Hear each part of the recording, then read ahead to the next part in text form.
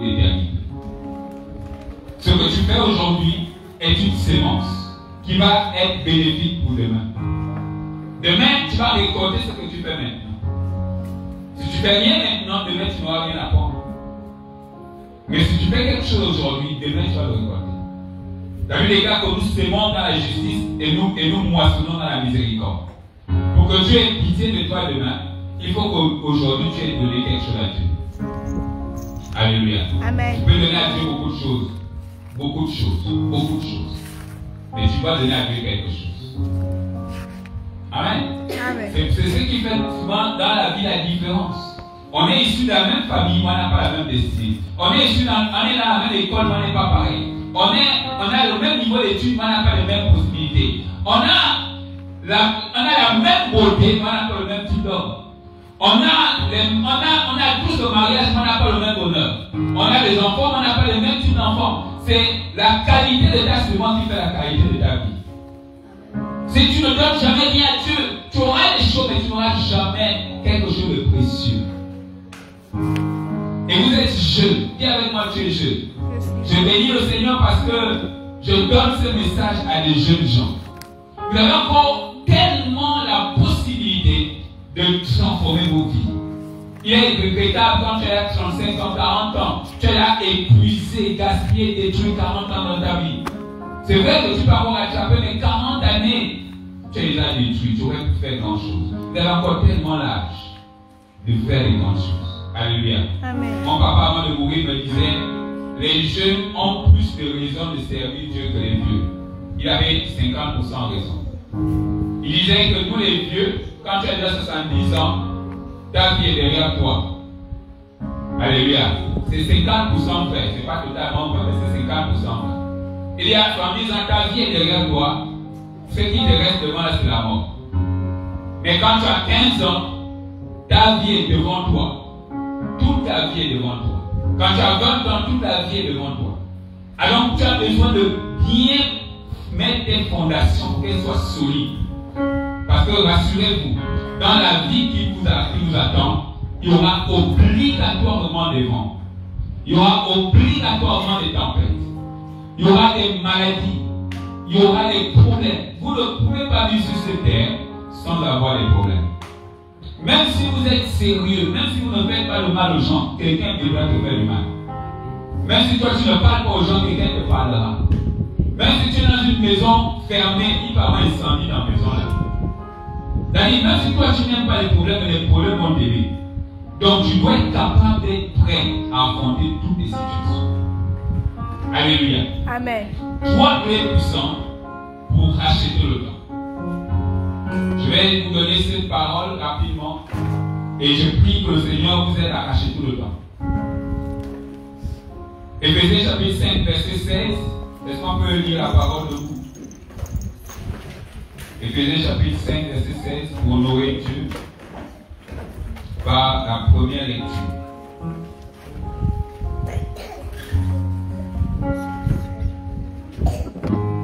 Quelqu'un peut me dire ça? Avec le micro et la voix intelligible et spirituelle voix.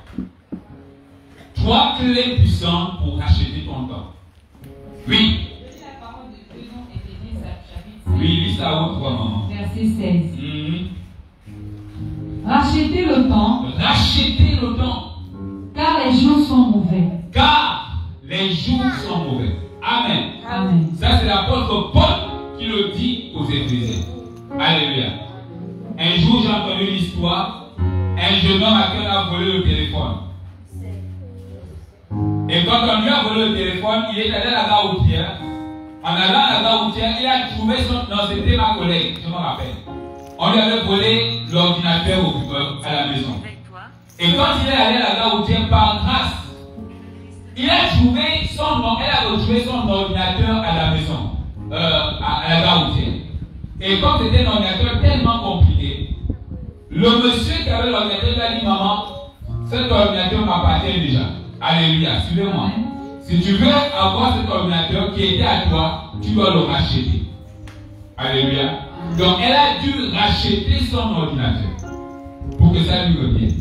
Amen. Et la Bible dit, si vous voulez vivre, si vous voulez gagner du temps dans le futur, vous devez maintenant tout faire pour racheter le temps que le diable vous a volé. Amen. Alléluia. Jean chapitre 10.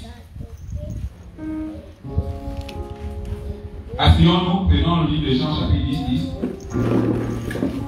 Jean 10, la Bible déclare. Tu vas doucement, oui.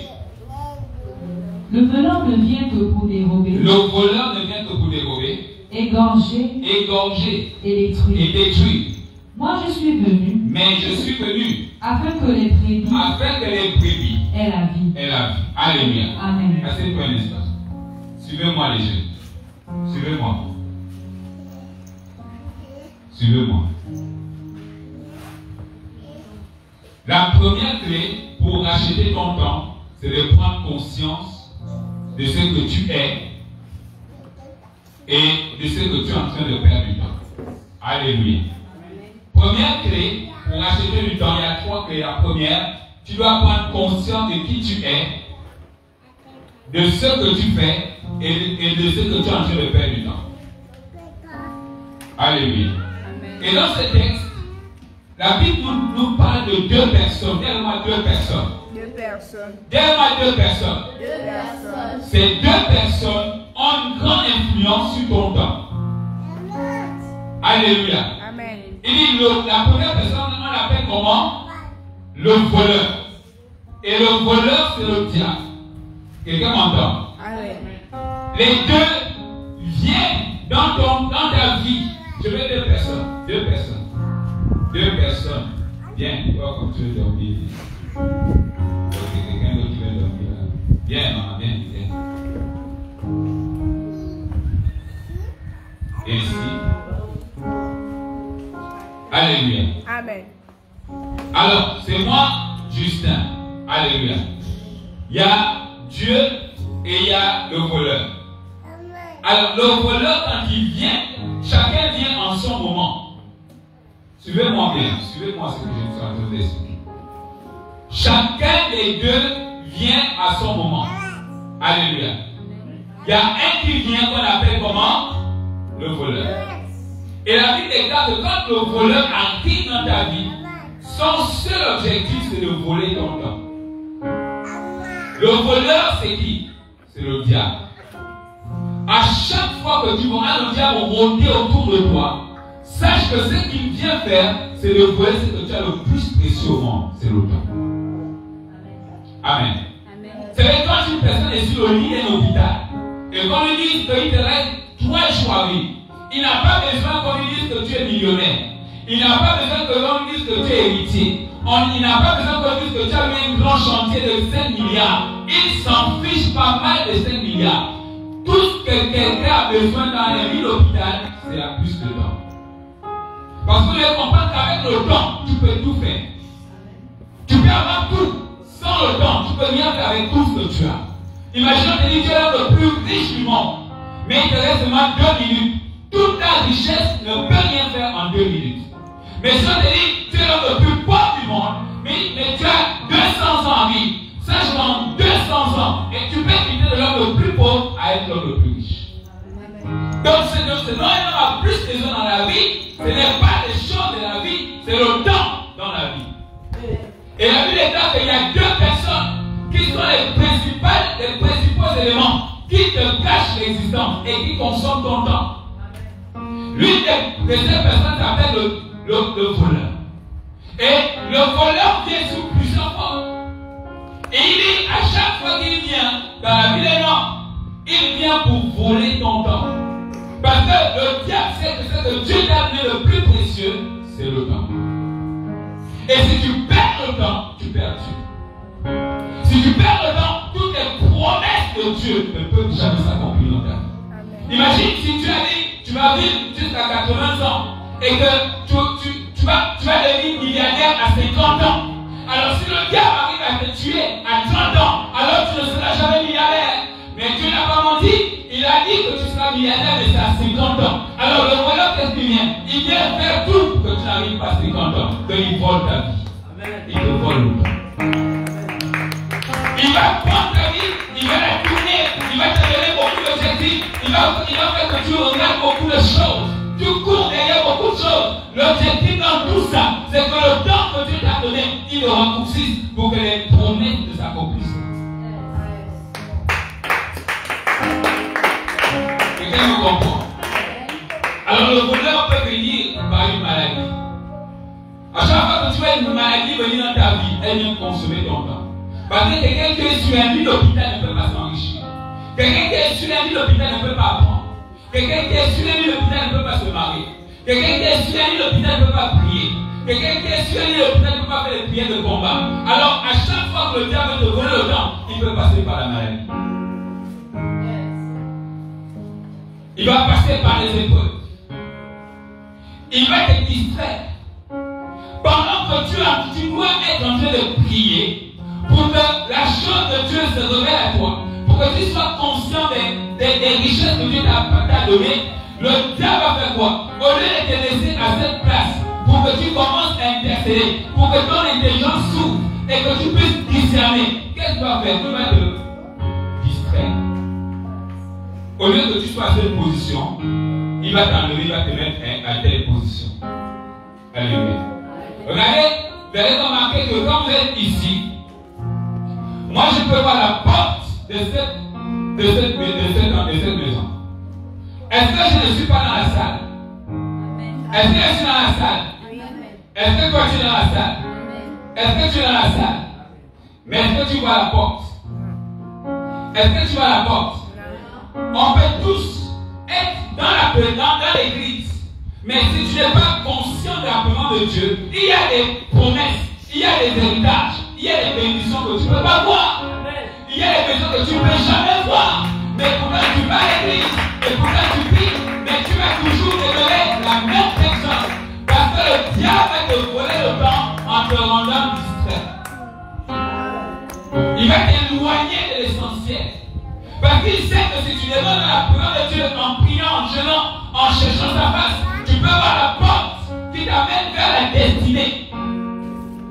Le diable sait que le temps que tu t'accordes, c'est le temps qui t'amène vers la destinée. Et pour arriver à ta destinée, il y a les portes que tu dois franchir. Mais pour t'empêcher de voir les portes et de les franchir, il ne va pas t'enlever de l'église, il ne va pas t'enlever de la foi, mais il va t'enlever de ce qui est essentiel. La présence de Dieu. Parce que c'est cette présence qui te donne le discernement pour voir ce qui est faux et pour voir ce qui est vrai. Tu vas faire beaucoup de choses, mais tu n'auras pas la capacité de savoir parmi toutes les choses ce qui est nécessaire. Et il ne va pas te dire que c'est mauvais. Il va juste te laisser. Le plus important pour lui, c'est que tu restes dans cet endroit. Et il va s'assurer que comme il ne peut pas te tuer, comme il ne peut pas tuer la maladie, comme il ne peut pas te faire le mal, mais il va se rassurer que tu restes dedans. Et 2024, et 2025, et 2026, et 2027, et 2028, et pendant 30 ans, tu es là. Et ton temps en train de s'écouler jusqu'à ce que tu arrives au temps de la mort. Il ne va pas te tuer. C'est le temps que Dieu a décidé pour ta mort. Mais le temps où tu devais visiter, tu ne l'as pas remarqué. Parce que tu t'es visité. Et donc, le voleur ne vient que pour tuer. La première chose qui vient, c'est pour voler. À chaque fois, tu dois toujours prendre conscience. Maintenant que je suis là, Papa Justin,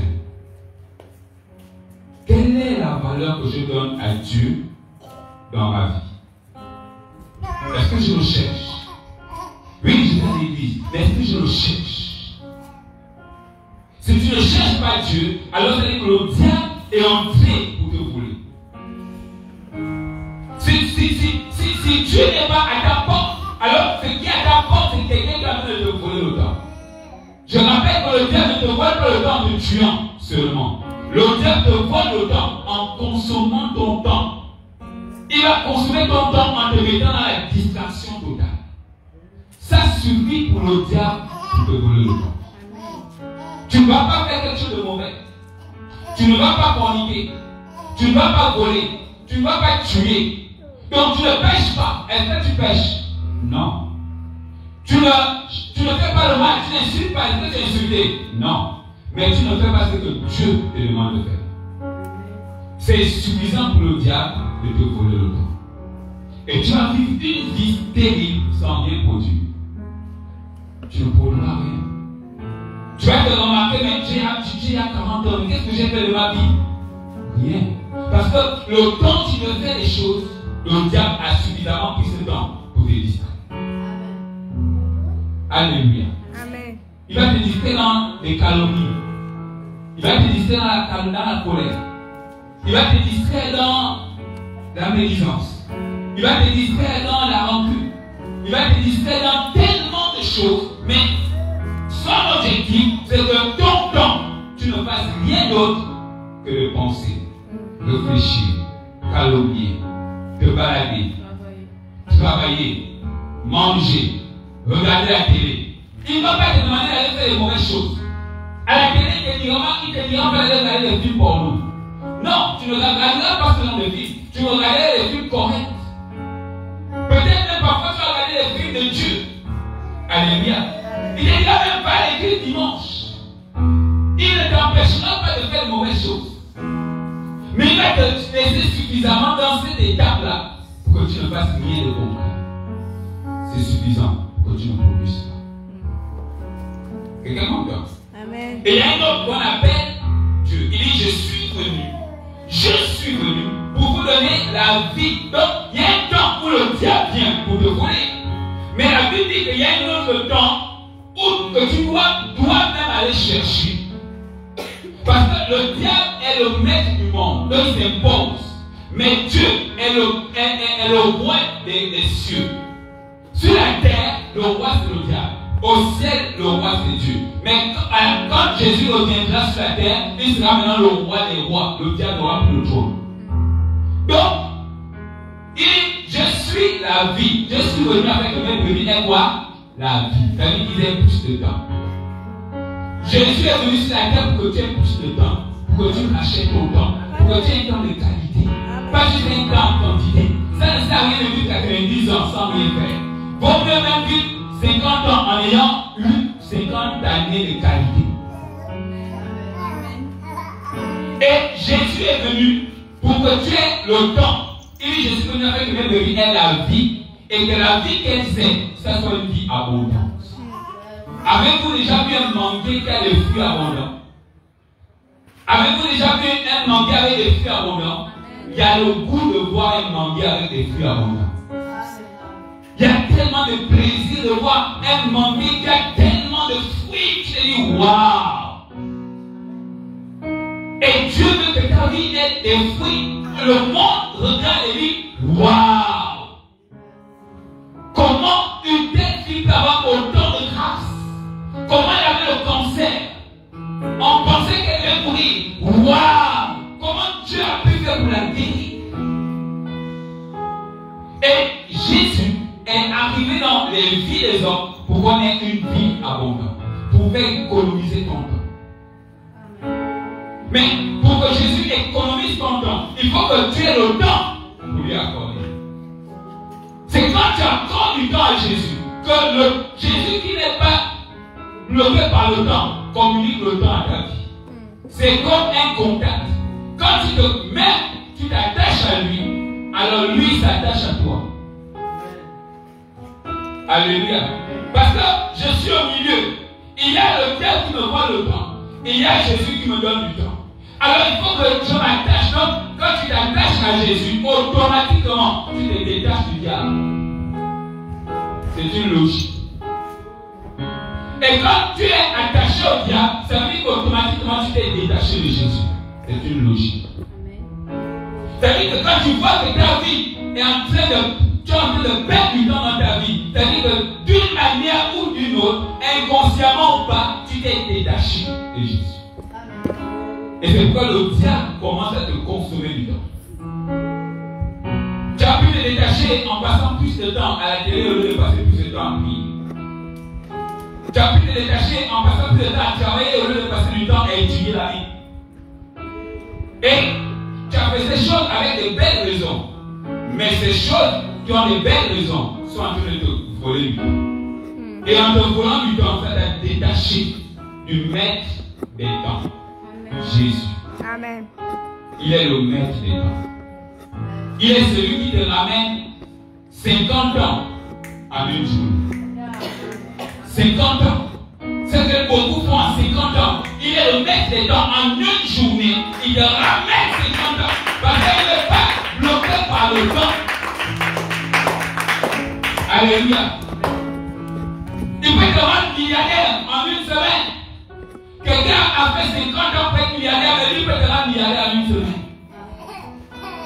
Une maladie a pu te déranger pendant 2 ans, mais en 3 secondes, en une prière, il peut te guérir de 3 ans de maladie. Amen. La Bible dit qu'il est le maître des temps. Lorsque tu t'éloignes de Jésus, tu es en train de t'éloigner et de gâcher ton temps. Tu penses économiser du temps, mais en réalité, le diable est en train de voler ton temps. C'est dans le futur que tu remarqueras combien de temps tu as perdu.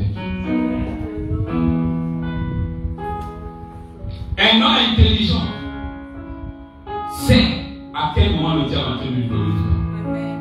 Et un homme intelligent sait se reconnecter au temps.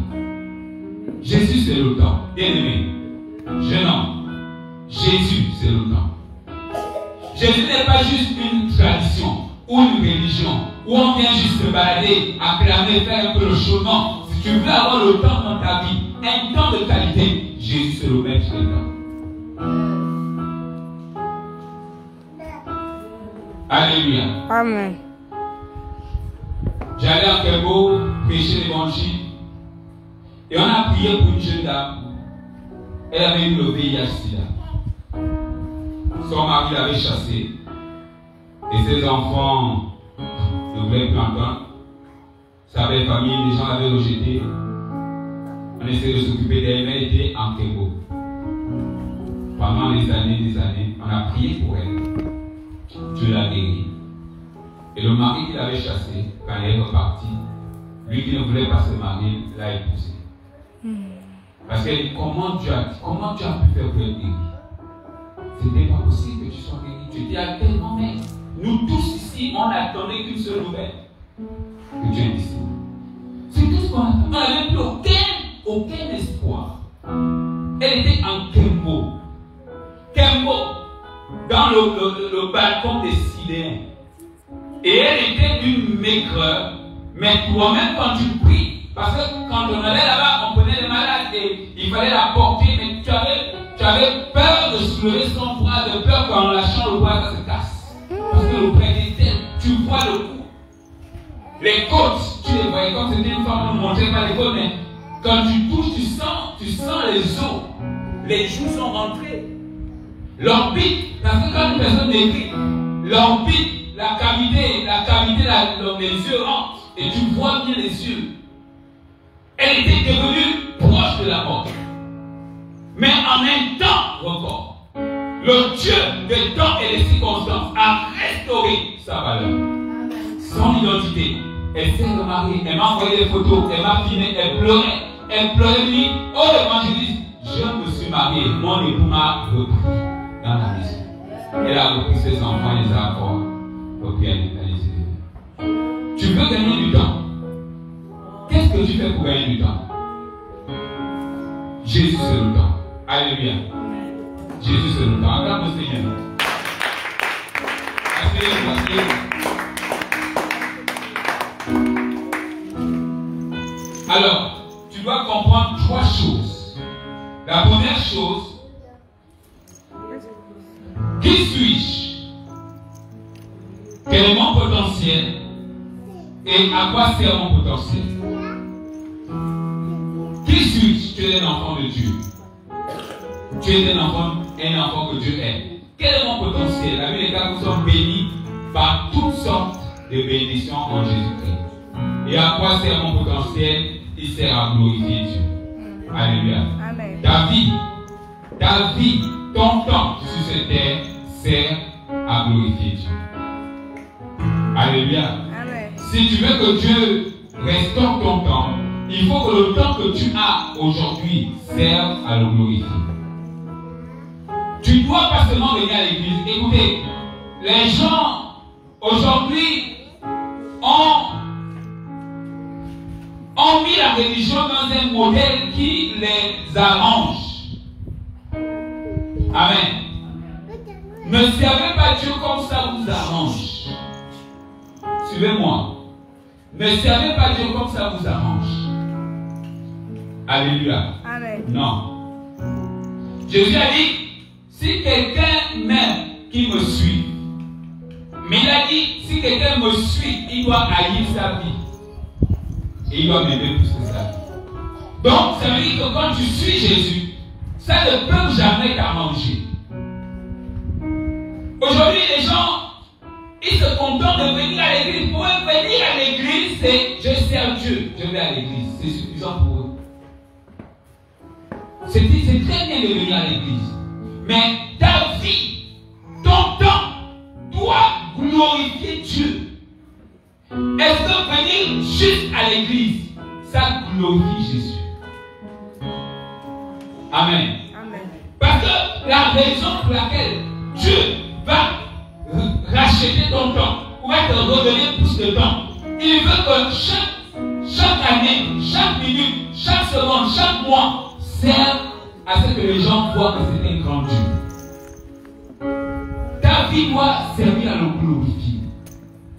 Ton commerce, ton argent, ce que tu possèdes, toutes ces choses, si Dieu te les apporte, c'est parce qu'il veut se glorifier avec ça. C'est pourquoi il t'accorde du temps. Mais si tu n'es pas conscient, tu n'auras pas plus de temps. Parce que le temps que Dieu doit t'accorder, c'est pour que ta vie le glorifie. Alléluia. Amen.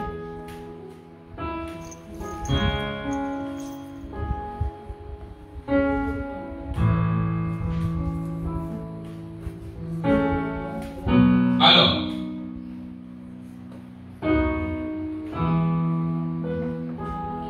quand on lit la Bible dans le livre de Luc, on dit que Jésus, quand il était bébé, Hérode voulait tuer Jésus. Et quand Hérode voulait tuer Jésus, la Bible dit que Jésus a parlé à Joseph, qui était le père de Jésus. Il lui a dit, fuis en Égypte, fuis. Parce que Hérode veut te tuer. Et quand Jésus est revenu d'Égypte, la Bible déclare que le petit Jésus, voilà, il grandissait en statut, c'est-à-dire qu'il était devenu important, en grâce, alléluia, Amen. Et en puissance, alléluia. Si tu veux grandir, si tu veux que les gens commencent à te regarder, à te respecter, si tu veux que les gens commencent à te considérer, à te donner de la valeur, il faut que tu aies du temps. Amen. Le temps te permettra de grandir. Le temps permettra aux richesses de venir. Et le temps te permettra d'avoir le pouvoir. Alléluia.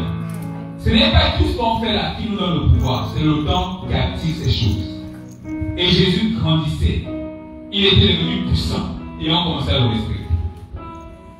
Quelqu'un me comprend? Amen. 2 Rois chapitre 7, verset 1 à 3. Est-ce qu'on peut le lire? 2 Rois chapitre 7, verset 1 à 3.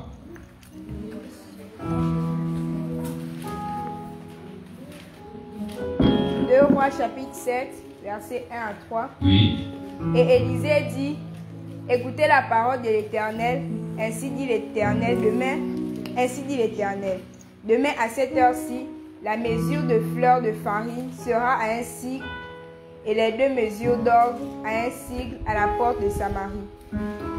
Et le capitaine, sur la main duquel le roi s'appuyait, répondit à l'homme de Dieu et dit, voici quand l'Éternel ferait des fenêtres aux cieux, cela arriverait-il? Et Élisée dit, voici tu le verras de tes yeux, mais tu ne mangeras pas. Verset 8. Verset 8. Et ces lépreux vinrent jusqu'à bout du camp, et ils entrèrent dans une tente, et mangèrent et burent, et en emportèrent de l'argent et de l'or, et des vêtements, et ils s'en allèrent et les cachèrent. Et ils retournèrent et Alléluia. C'est une histoire, vous allez la lire à la maison. Mais c'est une histoire, suivez-moi. C'est une histoire triste. Dis-moi triste. Dis-moi triste. Elle est extrêmement triste. Alléluia. Oh, c'est une histoire trop triste. Amen. Elle est énormément triste. Alors, dans le temps avant, les villes étaient entourées de barrières. Avant, à l'époque de la Bible, il y a 2000 ans, 3000 ans avant, les villes étaient entourées de barrières. Et quand un peuple voulait combattre un autre peuple, comme il ne pouvait pas entrer parce que c'était barricadé, il n'y avait pas encore les mitraillettes comme aujourd'hui, donc il combattait avec les épées. Vous voyez un peu dans les épées. Donc les épées, tu ne peux pas, si tu veux grimper, on t'attend en haut là-bas, on t'envoie la flèche, tu tombes. Donc, qu'est-ce qu'il faisait? Il bloquait l'eau qui rentrait dans la ville, il bloquait. La nourriture, les plantations, il brûlait. Maintenant, il faisait quoi? Il attendait seulement que les gens commencent à avoir faim. Quand la faim va vous toucher, vous allez seulement ouvrir les portes, ils vont vous tuer. Amen. C'est comme ça qu'on combattait. Et dans le peuple d'Israël, on appelle ça le peuple d'Israël. Et ce peuple-là était encerclé pendant des années. Ils ont fait des années. Et ils sont arrivés à un niveau de galère que un jour, bien, deux mamans. La maman avait un enfant. Le papa aussi avait un enfant. Alors, le papa, il était tellement, ils ont mangé les poules, les canards, les moutons, tout, ils ont tout mangé pendant des années. Donc, il n'y avait plus rien. Et ils sont arrivés à un niveau où ils se sont dit, bon, on va donner nos enfants. Ils ont dit, bon, toi, Inès, c'est Inès. Inès, aujourd'hui, là, on est bad. Aujourd'hui, on mange ton enfant. Hein? Tu es d'accord? Inès a dit oui. Maintenant, Inès a pris son enfant, a embrayé l'enfant, elle a coupé le cou de l'enfant. C'est dans la Bible. Vous avez écrit le livre, je n'ai pas le temps de le lire. Vous pouvez lire l'histoire. Et donc, elle a pris l'enfant, ils ont préparé l'enfant, ils ont mangé l'enfant. Le lendemain, ils ont là tout ce qui était là. Parce qu'ils étaient tellement dans la galère. Le lendemain, ils avaient un enfant, ils ont dit, bon, comme on a fait la tontine, on a dit que hier c'était ton enfant, maintenant aujourd'hui c'est mon enfant. Et alors la maman, elle a pris son enfant, elle avait caché. Elle dit, non, la douleur de l'enfant, hein, les mamans vous connaissez. Elle avait caché. Et donc il s'est fâché que comment? Donc moi j'ai tué mon enfant, toi tu as caché ton enfant. Et le roi a entendu ça. Quand le roi a entendu ça, il était devenu triste. Il a dit, je vais voir le prophète Élie. Donc c'est comme on va dire, je vais voir le pasteur Justin. Parce que c'était lui la voix de Dieu. Et quand tu vas voir le pasteur Justin, le prophète Élisée dit, demain, il a dit demain à la même heure, les soldats qui nous empêchent de vivre là, Dieu va les dégager. Suivez-moi. Je vous ai dit, la première clé, c'est d'être conscient que quelque chose te perd du temps. Alléluia. Et il y avait un monsieur qui était à la porte du roi. Il a dit, c'est impossible. Tu comprends, Dieu? Il a dit, c'est impossible. Même si Dieu ouvre les fenêtres au ciel, l'armée ne peut pas partir. Si tu n'es pas conscient que quelque chose est en train de te gâcher du temps, Dieu n'enlèvera jamais ça dans ta vie. Alléluia. Si tu n'es pas conscient que la télé te gâche le temps, tu vas rester dedans, tu vas mourir dedans. Si tu n'es pas conscient qu'un homme te gâche le temps, tu vas mourir dedans. Une relation te gâche le temps, tu vas mourir. Un travail et n'importe quoi te gâche le temps, ça va te tuer. Et l'homme a dit rien, c'est là ne peut pas partir. Et il a dit demain à la même heure, ils vont partir. Regardez maintenant, il y avait aussi 4 lépreux. Donnez-moi des lépreux. Des lépreux. Les lépreux se sont dit, on est lépreux, on ne peut pas entrer dans la ville parce qu'on nous chasse. Si on va aussi dans le camp, on va nous tuer. Mais il vaut mieux qu'on aille dans le camp. Alléluia. Amen. Qu'est-ce qui s'est passé? Dieu a mis dans leur cœur la pensée d'aller dans le camp. Parce que là-bas, il y avait la vie. Amen. Lorsque tu prends conscience que quelque chose est en train de te bouffer du temps et que tu cherches Dieu, Dieu va te montrer quelles sont les opportunités que tu cherches depuis et comment faire pour les saisir. Amen. Dieu va te donner de l'intelligence, Dieu va te donner de la domination et Dieu va te donner de l'autorité. Alléluia. La première chose pour arriver à avoir le pouvoir, le potentiel et pour éclairer ta vie, c'est de prendre conscience que telle chose en train de nous gâcher la vie. Je dois me séparer de cette chose. Alléluia. Amen. Et les 4 lépreux, se sont séparés, ils ont dit bon, vaut mieux qu'on y aille. Parce que c'est tellement la voix de Dieu là-bas. Et quand ils sont allés, ils ont trouvé un camp totalement vide. Totalement vide. Ça veut dire que la nuit, Dieu a fait que leurs oreilles entendent le bruit des soldats qui arrivent. Ce n'était pas les soldats, mais Dieu a fait qu'ils entendent le bruit des soldats. C'est les gars, ils ont appelé une grande armée. Parce que le bruit qu'on entend, c'est une grande armée. S'ils viennent là, ils vont nous tuer. Ils ont fait quoi? Ils ont laissé tout, la nourriture, l'or. Ils ont non. Ils sont proches, fuyants. Ils ont fui. Alors, ce n'était pas une armée, c'était juste un bruit que Dieu a fait. Alléluia. Amen. Tu dois prendre conscience que ma vie ne doit pas servir à rien. Je dois gagner du temps. Je dois économiser et racheter du temps. La deuxième clé, dis-moi la deuxième clé. La deuxième clé. Utiliser la grâce de Dieu. Amen. Amen. 2 Corinthiens chapitre 12, verset 9, la Bible déclare, ma grâce te suffit. Amen. Amen. Ma grâce te suffit. Alors, j'aimerais te dire que la grâce de Dieu est plus que suffisante pour toi. Est-ce qu'un jeune homme écoute? Est-ce que les jeunes peuvent avoir acclamé le Seigneur? Vous êtes trop forts. Est-ce que les jeunes peuvent acclamer plus fort?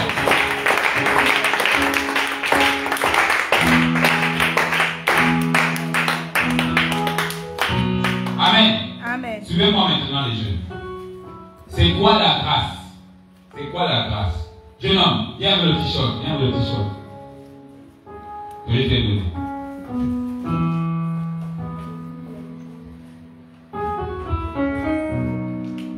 Donne. Alléluia. Amen. Amen. Suivez-moi. La grâce de Dieu est un cadeau. Quelqu'un m'entend? Amen. La grâce de Dieu est quoi? Un cadeau. Suivez-moi les jeunes. La grâce de Dieu est quoi? Un cadeau. Un cadeau que Dieu te donne, mais que tu ne mérites pas. Tu es en train de me regarder ici, n'est-ce pas? Est-ce que tu mérites d'être vivant, en bonne santé et en train de me regarder? Toi-même, examine ta propre vie. Le nombre de mensonges, le nombre de petits copains, des colères et les péchés que tu commets là, en cachette et en secret et en public. Comptabilise ça. Est-ce que tu mérites d'être ici ce matin? Non. Si on doit tenir ta présence en fonction du mérite, est-ce que tu le mérites? Non. Alléluia. Regarde ton niveau d'étude. Regarde ta beauté. Regarde tes parents. Comment ils se démêlent, ils transpirent pour te donner une vie, pour que tu aies des bonnes conditions. Toi-même en tant qu'enfant, est-ce que tu mérites d'avoir de tels parents qui se démêlent pour toi? Non. Alléluia. Ça veut dire que tout ce qui nous arrive, personne ne peut dire je mérite d'être belle, je suis une belle femme, je suis un beau garçon. Tu n'as pas allé dans un magasin et puis tu as acheté la beauté là, tu n'as pas fait ça. Tu es un menteur. C'est-à-dire que Dieu aurait aussi pu te créer un vilain avec les machins ici, la mâchoire comme ça là, et puis les cheveux comme les pistes de rat comme ça. Tu aurais pu, avec les gros yeux comme ça là, et les dents, les longues dents comme ça, Dieu aurait pu te créer comme ça. Tu n'as jamais donné un conseil à Dieu pour te donner la beauté là. Tu n'as pas donné conseil à Dieu. Dieu lui-même au ciel, il a dit, quand je l'ai créé, Justin, voilà comment je vais le façonner. Tu es seulement surpris, tu es né et puis tu es beau. Oh, est-ce que tu as fait quelque chose? Non. Pourquoi tu t'enorgueillis? Tu ne dois même pas dire je suis belle quand tu es vilain. Toi, tu as créé ta beauté. Non. Alléluia. Tu n'as rien fait. C'est Dieu lui-même. Quelqu'un me comprend? Donc, la grâce de Dieu est un cadeau. Alors, pour gagner du temps, tu dois considérer la grâce de Dieu qui t'accorde.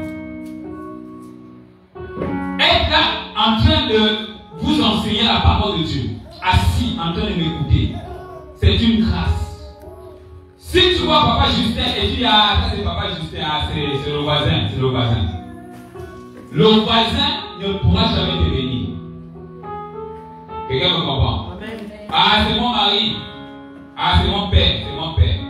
Ah, c'est mon père, je l'ai. Ton père ne peut pas te bénir. Mais si tu le vois comme un homme de Dieu, qui a une onction de Dieu, et qui a un pouvoir de Dieu, alors tu vois une grâce. Et cette grâce-là, c'est en ce moment qu'elle peut changer ta vie. Alléluia. Amen. La grâce de Dieu est un cadeau. Tu dois considérer chaque élément que Dieu met dans ta vie comme un cadeau. Amen. Amen. Quelqu'un m'en comprend bien là? Alléluia. Ne prends pas ça comme un mérite. Même si tu as travaillé comme ma fille, elle travaille. Et qu'à la fin de la journée, on t'a payé 50 000. Dis-toi que les 50 000, ce n'est pas le fruit d'un travail que tu as fait.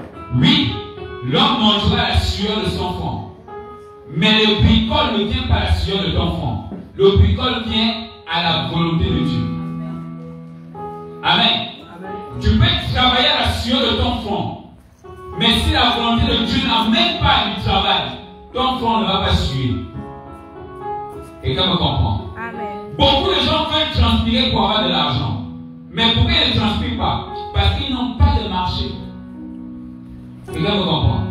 Tu prends ton enfant, tu t'égares, c'est mon enfant. Beaucoup de gens veulent avoir d'enfants. Pourquoi ils n'ont pas? Parce qu'ils n'ont pas la grâce de Dieu. Alléluia. Beaucoup veulent avoir de mari, de femme. Pourquoi ils n'en ont pas? Parce qu'ils n'ont pas la grâce de Dieu. Quelqu'un me comprend? Donc, chaque élément qui rentre dans ta vie, ça ne rentre pas parce que tu as fait X ou Y chose. Ça rentre parce que le temps de la grâce était là. Et comme tu es venu au temps de la grâce, c'est rentré dans toi. Et c'est pourquoi tu as vu cette chose. Si la grâce n'était pas là, tu n'aurais pas vu cette chose. Il faut bien comprendre. Ça évite que l'orgueil monte. Et ça te rend humble. Ça évite de négliger Dieu et de valoriser la petite chose que Dieu a. Tu dis ça c'est important. Non, non, non, non. Si Dieu n'avait pas envoyé sa grâce, tu n'aurais pas vu. C'est pourquoi certaines personnes, lorsqu'il a un mari, ou lorsqu'il a une femme, ou lorsqu'il a un enfant, il donne tout le temps. Imagine tu es à l'église. Du lundi au vendredi, tu es à l'église. Dès que Dieu te donne seulement l'enfant, tu commences à dire, je ne peux plus venir à la réunion parce que l'enfant m'a embêté toute la nuit. Mais comment as-tu fait pour avoir un enfant? Hein? C'est parce que le Dieu que tu allais prier a envoyé l'enfant dans ton ventre.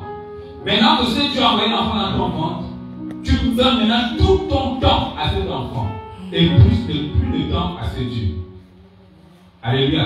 Ça veut dire que tu ne réalises pas que l'enfant est une grâce. Tu crois que l'enfant est le fruit parce que tu as poussé. Pousse! Moi j'ai poussé, j'ai souffert pour l'enfant là. J'ai souffert. Non, quand l'enfant est venu, moi j'ai failli mourir. Oh non, 9 mois de souffrance et de jus. Tu jures quoi? Tu jures quoi? Il y a des gens qui ont 9 mois de souffrance, l'enfant sort mort vivant.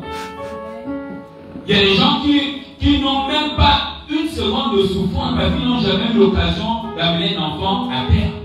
Tu crois que ce sont des 9 mois de souffrance, tu te mets le doigt dans l'œil. C'est la grâce de Dieu qui a fait que l'enfant arrive. Et c'est parce que tu crois justement que ça a été 9 mois de souffrance que tu négliges Dieu maintenant et tu consacres le temps à l'enfant. C'est une erreur. Quelqu'un peut me comprendre? Amen. Quelqu'un peut me comprendre? Amen. C'est la même chose avec vos études. Bientôt, vous allez commencer l'école. J'espère que l'église ne va pas se vider parce que l'école a commencé. Ne faites pas cette erreur, mes enfants. Ne faites jamais cette erreur. Non, je passe l'examen. Non. Ne commettez pas l'erreur. Que quelqu'un vient te dire non, je passe l'examen. Non. Si tu mets l'examen avant Dieu, c'est-à-dire que pour toi, ton école, c'est seulement ton potentiel. Dieu ne peut pas t'aider dedans. Alors tu as mis Dieu derrière l'examen devant. Vas-y. La suite nous donnera raison. Ce Ce n'est pas que je suis en train de te maudire, mais je te parie, c'est clair. La suite des choses nous maintenant, tu vas même gagner l'examen. Tu vas gagner certainement. Parce que tu as beaucoup travaillé. Mais la suite nous donnera raison. Il y a un jeune homme qui était là hier, aujourd'hui il n'est pas là. Il était là dimanche passé, va t'asseoir. Il m'a dit, papa Justin, je te demande pardon parce que je ne venais pas à l'église. Je lui ai dit, pourquoi il est venu en fait? Je voulais témoigner quelque chose. À un moment donné, tu as vu, je venais, après un moment j'ai arrêté, un moment je venais, après un moment j'ai arrêté. Le temps que tu as vu, je ne venais plus là. En fait, j'ai consacré les dimanches, au lieu que je vienne à l'église, je préférais aller travailler. Parce que j'avais besoin d'argent, ma femme voulait accoucher, tout ça, donc j'ai travaillé. Et c'est pourquoi tu vois, je ne venais plus. Mais quand tu as prêché, je me suis rappelé de quelque chose. Je me suis rappelé que pendant que je travaillais, un jour au boulot, j'ai touché un bouton et ça a démarré la machine et ça a créé un problème. Et mes employés ont dit, ok, comme tu as créé le problème là, tout un mois de salaire là, on ne te paye pas ça. Il dit, ah papa, pardonne-moi. J'ai mis le travail devant et j'ai négligé de venir. Maintenant que tu as pu, je comprends maintenant que en fait, c'est parce que j'ai mis ça devant que tous les efforts que j'ai fait là, pendant le mois que j'ai travaillé là, j'ai fait ça pour eux. Parce que quand tu ne réalises pas que c'est la grâce de Dieu qui te donne telle ou telle chose, tu vas toujours mettre la chose là devant et Dieu te rassure derrière. Mais quand tu réalises que c'est la grâce de Dieu, jamais tu ne mettras Dieu derrière. Jamais. Même si la chose peut te prendre le temps comme quoi, même si tu dois venir accorder à Dieu 2 minutes, tu viendras. Parce que tu réalises que si on enlève Dieu dans ce que tu es en train de faire, tout est chaos. Tout est chaos. Quelqu'un me comprend? Amen. Donc la grâce c'est quoi? La grâce c'est quoi?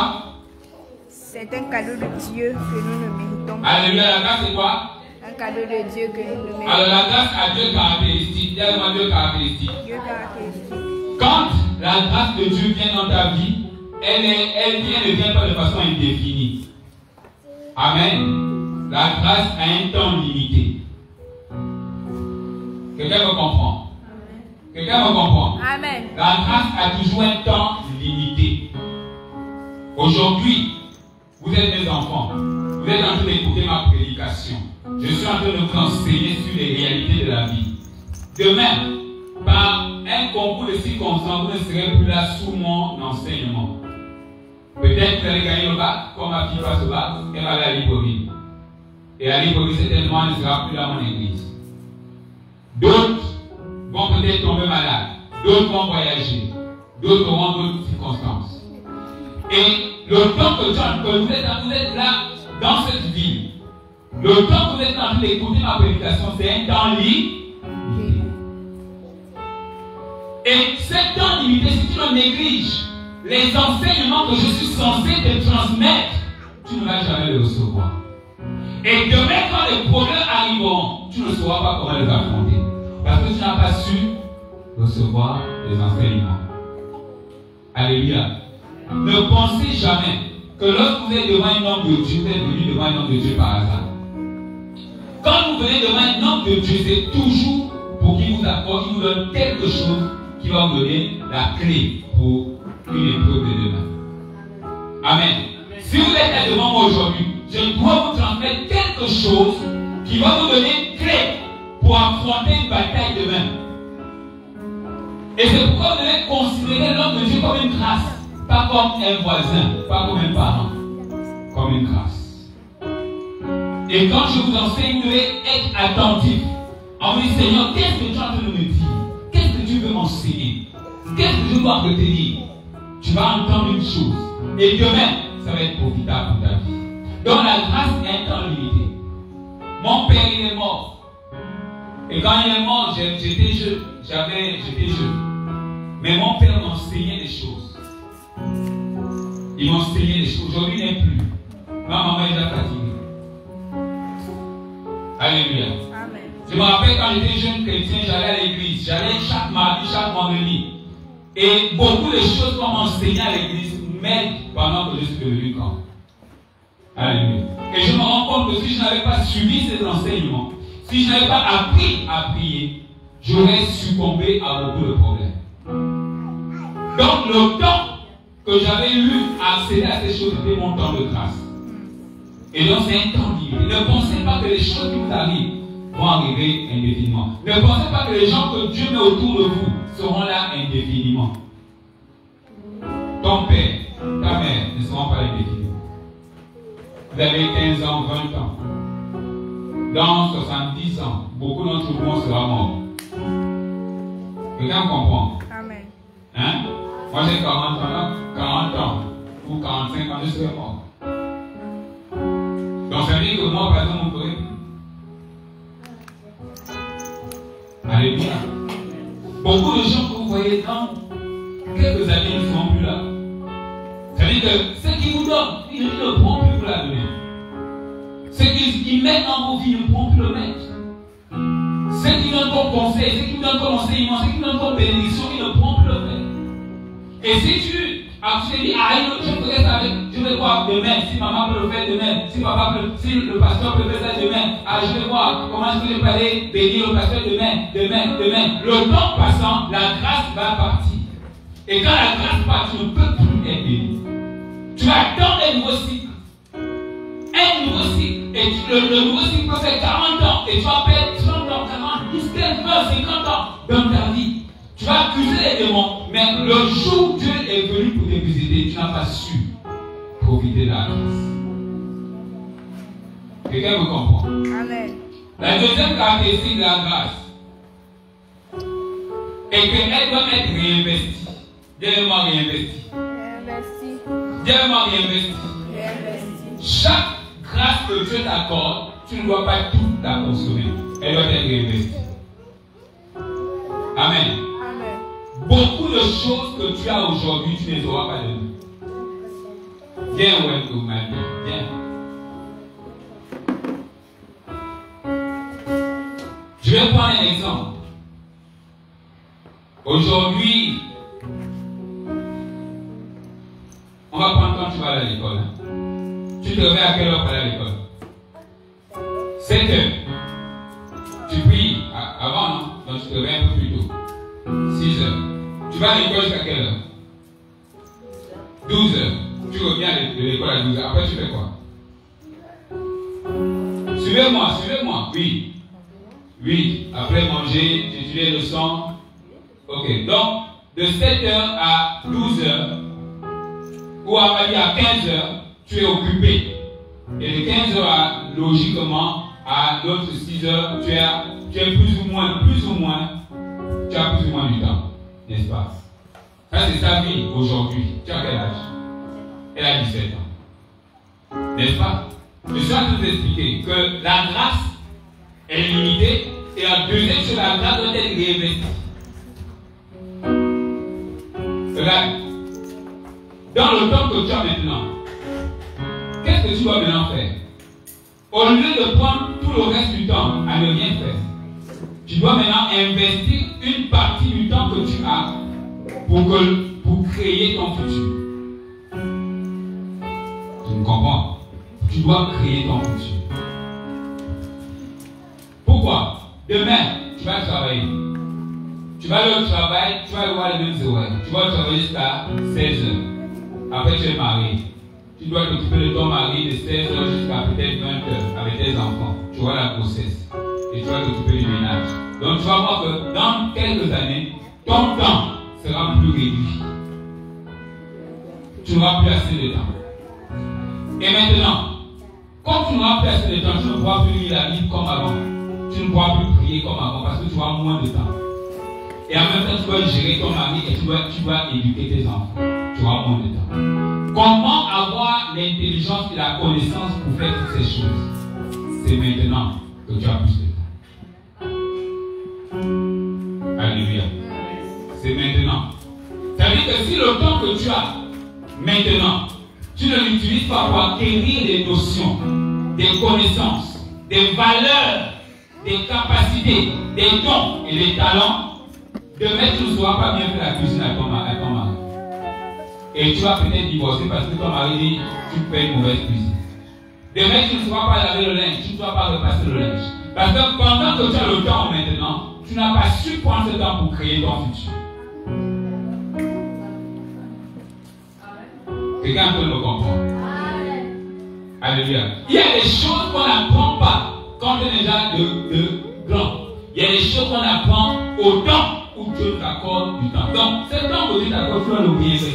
Tu ne dois pas consommer ton temps à ne rien faire. Tu dois consommer une partie et l'autre partie, tu dois réinvestir. Et on réinvestit comment? En apprenant des choses, en acquérant des valeurs, en cherchant, en posant des questions aux gens que Dieu met autour de nous. Parce qu'on sait qu'ils ne seront pas là pour nous. Et quand on leur pose des questions, on apprend, on enseigne, on reçoit des valeurs, on les garde, on les stocke à l'intérieur de nous. Et dans 20 ans, dans 15 ans, maintenant qu'on a des enfants, maintenant qu'on est un homme exigeant, il veut des choses bien réglées. Ce qu'on a mis à l'intérieur de nous, on sort ça et on le sait. Et on a une vie heureuse.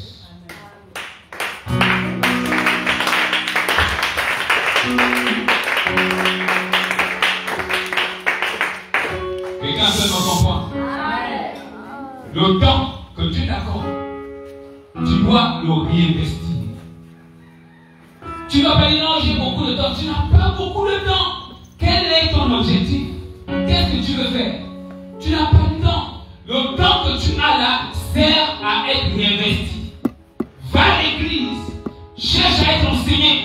Ne cours pas derrière l'argent. Ne cours pas derrière les honneurs. Ne cours pas derrière les femmes. Cherche à investir le temps que tu as. Parce que demain, tu en auras besoin. Tu auras besoin de ces choses. Tu auras besoin de savoir comment on chasse un démon qui amène la maladie dans le corps de ton enfant. Tu auras besoin comment on délivre une femme qui fait des fausses couches. Tu auras besoin de savoir comment on chasse l'esprit de palu, l'esprit de cancer, l'esprit de sida. Tu auras besoin comment on prie pour un enfant. Tu auras besoin de savoir comment on protège un enfant, on protège un travail. Tu auras besoin de savoir comment gérer le salaire. Tu auras besoin de savoir ces choses. Mais comment, à quel moment tu vas les apprendre? C'est maintenant que tu as le temps. Mais si tout ton temps est occupé et tu n'as pas de temps pour apprendre, demain quand tu auras besoin, tu n'auras rien à donner. Donc le temps est limité. Deuxième chose, le temps doit être réinvesti. Quelqu'un peut me comprendre? Amen. Je suis à la fin. Acclamons le Seigneur. Il est quelle heure là-bas? Il est quelle heure? 12h11. Ok, je termine avec ça. Le reste, on fera la semaine prochaine. Luc chapitre 19, verset 44. Et Ésaïe 39, 8. On va finir par les deux là, mais on reste la semaine prochaine. Luc 19, 44 et Ésaïe 39, 8. Luc 19, 44, Marie déclare: ils te détruiront, toi et tes enfants au milieu de toi. Commence verset 43. Verset 43. Il viendra sur toi des jours. Commence verset 42. Si toi aussi. Le gars, suivez maintenant. C'est Jésus qui parle. Il parle à une ville qu'on appelle Jérusalem. Il dit maintenant oui. Si toi aussi. Oui. Au moins en ce jour. Oui. Qui t'est donné. Oui. Tu connaissais les choses qui appartiennent à ta paix. Oui. Mais maintenant. Si toi aussi, en ce jour, donc au temps où tu es là maintenant, si tu savais les choses qui appartiennent à ta paix, c'est-à-dire ce qui doit te donner la paix dans la vie, oui. Mais maintenant, elles sont cachées à tes yeux. Ah, donc il y a un temps où Dieu te révèle les choses. Tu vois, il y a un temps où Dieu te met devant les personnes. Amen. Il y a un temps où Dieu rend les choses faciles dans ta vie. Il y a un temps où tu amènes les pasteurs. Tu vas remarquer un moment, beaucoup de pasteurs viennent, ils te parlent, beaucoup de gens te conseillent. Tu vas remarquer que les choses sont faciles. Tu vas remarquer un moment, tu as le cœur toujours pour les choses de Dieu. Tu as toujours envie de prier, tu as envie de lire la Bible. Ça n'arrive pas tout le temps, mais tu vas remarquer un moment, ton cœur est attiré. Ça veut dire que c'est le temps, c'est le bon moment. Et il dit, à un moment, ces choses vont être cachées à tes yeux. Tu n'auras plus ni envie, ni désir, ni rien. Continue. Verset 43. Oui. Il viendra sur toi des jours. Maintenant, la Bible dit, pourquoi est-ce que ce temps est arrivé? Pourquoi est-ce que la grâce est arrivée? Pourquoi les pasteurs sont venus te conseiller?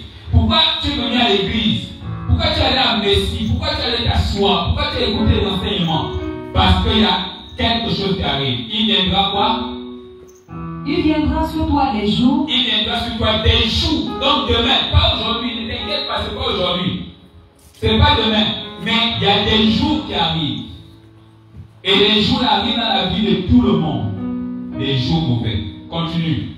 Où tes ennemis t'environneront. Maintenant, il y a des ennemis, on appelle les sorciers, les féticheurs, les francs-maçons, tes collègues de bureau, tes collègues de classe, ceux qui travaillent dans le même atelier que toi, ceux qui sont tes voisins à la maison, tes parents. La Bible dit, il y a un jour tes ennemis vont se lever maintenant.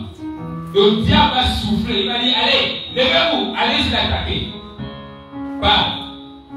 T'environneront de tranchées. Oui. T'enfermeront. Oui. Et te serreront de toutes parts. D'accord. Ils te détruiront. Ils vont te détruire. Ils viendront pour te détruire. Toi et tes enfants. Toi et tes enfants. Parce que pendant que je suis venu te visiter, tu t'es consacré qu'à tes enfants. Tu as mis Dieu derrière. Tu t'es consacré qu'à tes problèmes. Tu as mis Dieu derrière. Tu t'es consacré qu'à ta vie. Tu as mis Dieu derrière. Maintenant, il y a un jour où Dieu va maintenant, sachant que le diable va se lever, pour venir t'attaquer toi et tes enfants. Oui. Au milieu de toi. Au milieu de toi. Et ils ne laisseront pas en toi pierre sur pierre. Et quand le diable vient pour t'attaquer, il ne vient pas pour blaguer. Parce que tu n'as pas connu le temps. Suivez maintenant. Il dit pourquoi le diable va être aussi méchant? Pourquoi il va être aussi méchant? Parce que quoi?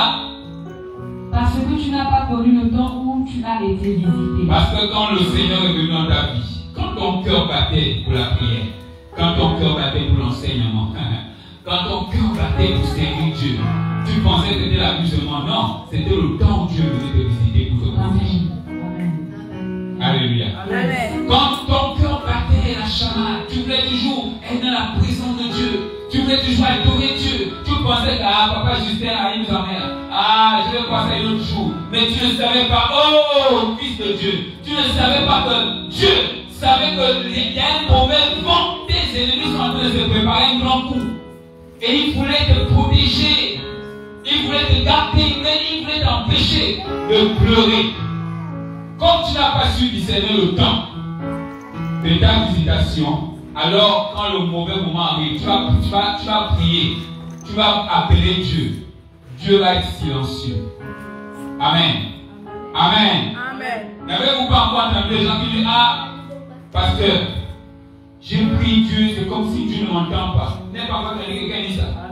Hein? Je prie, c'est comme si Dieu, il ne m'entend même pas, je ne sais pas. Et pourtant je prie, et pourtant, non, c'est parce que tu pries, suivez-moi. Dieu ne t'entend pas parce que tu pries au mauvais moment. Alléluia. Il y a des moments où ta prière ne sert plus à rien. Non, sérieusement. Il y a des temps où tu peux prier, mais la prière là, ça ne sert plus à rien. Parce que Dieu voulait que tu pries quand lui est venu, quand lui-même s'est déplacé du ciel. Il est venu toucher ton cœur. Tu sentais ton cœur battre pour la présence de Dieu. Mais comme tu as négligé ces moments-là, alors quand le moment mauvais arrive, tu vas maintenant vouloir aller vers Dieu. Dieu va dire c'est bon. Je me suis déplacé, tu m'as négligé. Maintenant toi tu veux venir, c'est bon. C'est moi Dieu, c'est pas toi Dieu. C'est moi Dieu. Et il te demande de servir Dieu. Maintenant tu vas l'appeler, il va fermer sa bouche. Et il va permettre que tu souffres. Maintenant s'il le veut, sa grâce peut venir maintenant t'essuyer là. Mais tu dois d'abord souffrir. Parce qu'au temps convenant, tu as négligé. Ne jouez pas avec Dieu. Ne jouez jamais avec Dieu. Ne pensez pas que quelque chose que vous pouvez faire dans la vie là peut vous faire gagner du temps. Rien. Dernier texte, après on va prier. Ésaïe 49, 8. Parle fort. Ainsi parle l'Éternel. Ainsi parle l'Éternel, oui. Au temps de la grâce, je t'exaucerai. Reprends le texte. Ainsi parle l'Éternel. Ainsi parle l'Éternel. Au temps de la grâce. Dieu t'exaucerait. Alors dites-moi, Dieu exauce à quel moment? Au temps de la grâce. Non, Dieu exauce à tout moment. C'est ça, non? Hein? Non, parlez-moi. Dieu exauce à tout moment. Non. Dieu exauce quand je vais prier. Dieu exauce quand j'ai des problèmes. Dieu exauce quand je jeûne. Dieu exauce quand? Quand le temps de la grâce est là. Vous blaguez avec Dieu. Acclamez pour le Seigneur. Jésus. C'est quand tu ne connais pas Dieu que tu fais les choses avec légèreté, avec négligence. Mais quand tu connais Dieu, tu te tiens à carreau. Alléluia. J'ai 41 ans de vie et j'ai à peu près 29, je sers le Seigneur depuis 13 ans. Donc ça fait combien d'années? On va dire 27 ans. Donc j'ai 27 ans en Christ. Hein? 28 ans. Combien? 27 ans. Vous savez plus faire le calcul, c'est 27 ans. 28 ans. 28 ans. Donc j'ai 28 ans. Je sers Dieu, le Dieu vivant là. Je le sers depuis 28 ans. C'est-à-dire que le temps que j'ai servi Dieu, ça dépasse l'âge de beaucoup d'entre vous ici. Vous n'étiez même pas encore. Et j'ai tellement vu ça. Les gens se disent, ils prient, ils jeûnent, ils prient. Papa, je sais, Dieu m'a fait travailler le jeûne de prière. Ils prient, ils jeûnent, ils prient. Rien. Le problème ne fait que s'empirer. Le problème ne fait que s'empirer. Et il ne fait qu'aller de souffrance en souffrance. Le problème. Mais qu'est-ce qui se passe? Qu'est-ce qui se passe? Rien. Il n'y a pas de solution. On prie, il n'y a rien. On prie, il n'y a rien. On prie, il n'y a rien. Parce que tout simplement, il n'a pas su discerner le moment. Un jour, Dieu lui a donné l'argent. Je disais ça à un fils. Imagine, Dieu m'a donné. Tu sors, comme mon fils là, il fait les chantiers. Tu sors. On te donne un chantier. Tiens, un chantier. Tu n'as même pas prié. Tu n'as pas jeûné. Tu t'es seulement levé le matin. Tu as marché, quelqu'un t'a appelé. Viens, Gauthier. On te donne un chantier de 200 000. Dans les 200 000, tu as peut-être 140 000 de bénéfices. Tu n'as rien jeûné. Tu n'as pas jeûné. Tu n'as rien fait. Tu as 200 000. Tu vas faire le boulot. Bien, le courage content. Il dit, ouais, tu es un bon technicien. En tout, il y a un technicien, toi tu es bon. Il te donne l'argent. Tu prends, tu achètes des déplacements, tu achètes des chaussures comme j'ai les Tobago, tu achètes ta montre, tu répares l'écran qui a gaspillé depuis 3 mois. Après, tu vas t'asseoir un peu, tu te relaxes. J'ai trop galéré. Je vais d'abord bien manger. Peut-être j'ai des bons jus. Et puis, c'est bon. Tu attends le prochain chantier. Alors que tu n'as pas compris que les 200 000, Dieu a vu que tu as trop galéré et Dieu a décidé au ciel que je ne veux plus voir votre galérer. Et comme je ne veux plus voir votre galérer, Papa Justin en train de... Bon, je prends un exemple, ça ne peut pas être forcément moi. Papa Justin en train de construire l'église. Ou bien Papa Justin en train de construire, en train de faire le séminaire. Je vais prendre même 10 000, 15 000. Parce que comme c'est mon temps favorable, c'est mon temps de la grâce. Je vais prendre ces 10 000 et la grâce que Dieu m'a donnée, je vais aller la réinvestir. Papa Justin, oui, j'ai une offrande d'action. C'est pourquoi on appelle ça offrande d'action de grâce. Donc, j'ai une offrande d'action de grâce. C'est pourquoi la jeune dame qui est venue témoigner, elle a donné ses 2 000. Ces 2 000, elle a fait quoi? L'argent que Dieu lui a donné, tu vas me rendre les 2 000. L'argent que Dieu lui a donné, c'est son argent. Et elle a pris 2 000. Elle est venue donner en offrande. Donc elle est venue s'aimer pour dire merci à Dieu qui a fait la grâce. Donc la grâce d'argent qu'elle a là, elle est venue donner, s'aimer cette grâce-là comme argent. Puisqu'elle ne peut pas donner à Dieu la santé, quelqu'un peut guérir Dieu. Non? Qu'est-ce que tu as que tu peux s'aimer? Elle avait l'argent. Elle a pris l'argent. Elle est venue s'aimer. Comme Dieu lui a fait la grâce de la guérir, elle est venue prendre l'argent, elle a donné à Dieu pour dire, la grâce que tu m'as fait, je sème une partie de cette grâce comme enfant. Et maintenant, qu'est-ce qui se passe? Dieu, voyant que la grâce qu'il lui a donnée a été recevée, Dieu va maintenant faire comme il dit dans 2 Pierre chapitre 1 verset 2, il va maintenant multiplier la grâce et la paix. Ouvre 2 Pierre 1, 2. Ouvre rapidement 2 Pierre 1, 2. 2 Pierre 1, 2. Rapidement. 2 Pierre 1, 2. Ouvre ça. Ça dit quoi?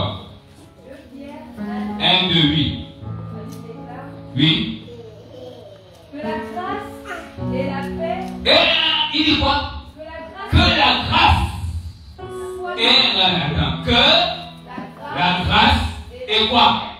Et la paix. Tu comprends, fils? Tu veux que la paix vienne dans ta vie. Et que la grâce se multiplie. Donc la grâce, on peut la multiplier. On n'additionne pas. On ne peut que la multiplier. Pourquoi ta vie semble vide de grâce? Parce que quand Dieu te bénit, tu ne réinvestis pas. Tu fuis. Il faut qu'on te dise, on t'appelle. Non, tu fuis. Mais Dieu dit, la grâce et la paix dans ta vie, ça peut se multiplier. C'est-à-dire que ce que Dieu a fait, le marché de 200 000 qu'il t'a donné, il peut multiplier. Imagine quand Dieu multiplie quelque chose. Imagine Dieu te guérit d'un cancer.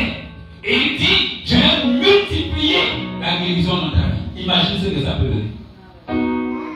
Imagine si Dieu te donne un travail où tu gagnes 100 000 et il dit, je vais multiplier ce travail. Imagine ce que ça peut donner. Et la grâce et la paix se multiplient quand toi tu sais rendre des actions de grâce à Dieu. Est-ce qu'on peut se lever? Est-ce que tu peux acclamer ton Dieu?